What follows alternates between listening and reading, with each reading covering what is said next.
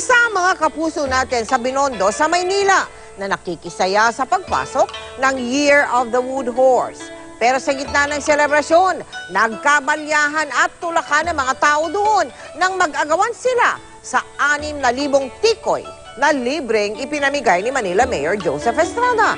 Nakatutok doon live si Cesar Apolinario sa... Mel, sa ngayon ay napakaraming tao rito sa paligid ng Binondo, partikular dito sa kinatatayuan ko ngayon, itong Ongpin Street. Dahil dito sa kahabaan nito, karamihan sa mga tindahan, dikit-dikit ito, binebenta nila ay yung pinakasikat, itong tikoy. Ang sinasabing pampaswerte raw, sabi ng mga Chinese. Pero sa nangyari kanina, tingnan natin kung masasabi ng iba na swerte itong tikoy. Sa dami ng mga pagkaing pwedeng mabili rito sa Binondo, tikoy ang pinakasikat at mabenta. At dahil mamimigay ng libreng tikoy ang lokal na pamahalaan, talaga namang inabangan ito.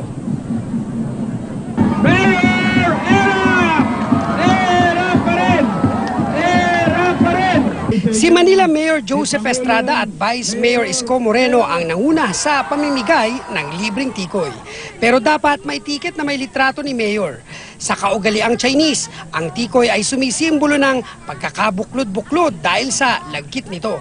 Ang lasa, katumbas ng tamis ng pagmamahalan ng pamilya at magkakakilala. Kaya po ang ating layunin na tayo po ay magsama-sama para sa kaunlad ng ating lungsod ng Maynila. Pero ang inaasahang pagkakaisa, naunsyami nang ipamigay na ang 6,000 tikoy na pampaswerte sana.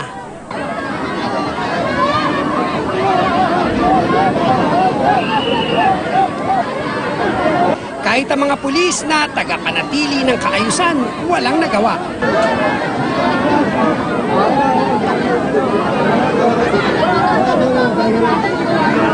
May pulis pa nga na nakapag-safety ng ilang box ng tikoy para ipamigay sana sa mga matatanda. Pero nasa lisihan pa.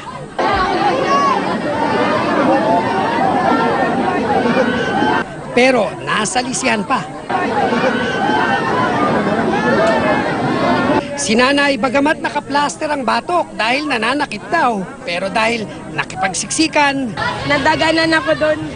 Pero ang inakala niyang swerteng dala ng tikoy, dobleng sakit ang hatid sa katawan matapos makipag-agawan. Tikoy nga, pinag-apakan na, oh!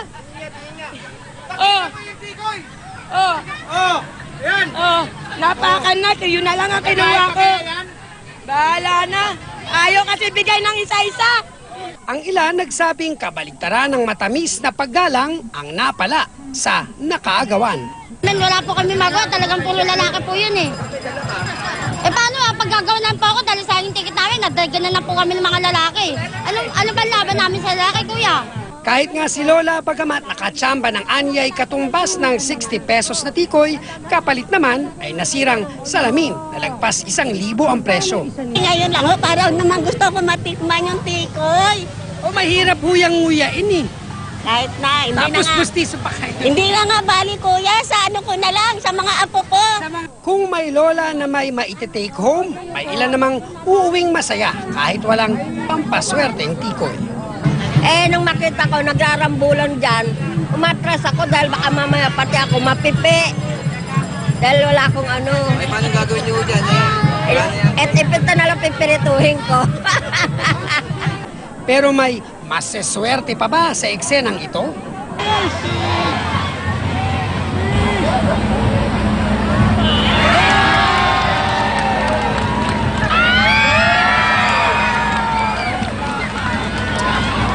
Mel, alam mo, yung napakalagkit na tikoy ay paborito na nating mga Pilipino, no?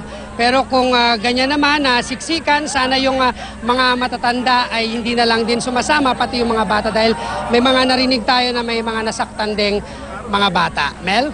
Di ba nag-react si Mayor at si Vice sa nangyaring yon sa... Pagkatapos nung nung agawan, itong sina Vice at si Mayor Joseph Estrada ay nagsagawa ng parada sa paligid nitong Binondo mismo at kanina ay pinuntahan natin sila dito sa lugar kung saan natin sila nakita, pero wala na sila mayor, tsaka sina vice mayor, at pinipilit nating tawagan kanina, pero hindi naman natin na makontak at mukhang busy na nga itong alkalde at vice-alkalde ng Maynila. Mel? Maraming salamat sa iyo, Cesar Apolinario.